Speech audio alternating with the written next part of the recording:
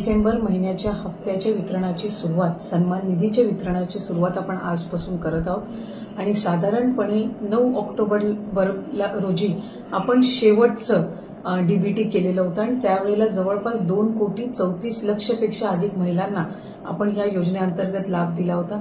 आज डिसेंबर महिन्याचा हप्ता वितरित करत असताना यामध्ये 2,34,00,000 महिलांचा समावेश तर आहेच, पण ज्या महिलांना आधार सीडिंगमुळे लाभापासून वंचित राहावं लागत होतं त्याच्यातल्या सुद्धा ज्यांची आधार सीडिंग झालेली आहे त्या लाभार्थ्यांना सुद्धा आज आपण लाभाच्या वितरणाची सुरुवात सन्मान निधीची करत आहोत आणि साधारणपणे 2,34,00,000 आणि आधार सीडिंग झालेल्या ज्या लाभार्थी असतील त्यांना लाभ वितरणाची सुरुवात आजपासून होत असताना येत्या 4 ते 5 दिवसांमध्ये टप्प्याटप्प्याने आपण या लाभाचं वितरण करणार आहोत। आज साधारणपणे आधार सीडिंग झालेल्या नव्याने झालेल्यापैकी 12 लाखापेक्षा अधिक महिलांना आपण लाभ वितरणाची सुरुवात केलेली आहे।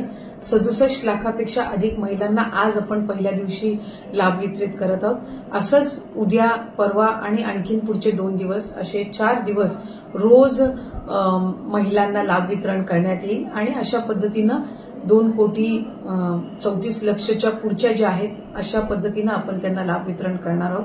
त्यामुळे अधिकाधिक महिलांना हा जो सन्मान निधी आहे तो येत्या 3-4 दिवसाच्या कालावधीतच पोहोचणार आहे।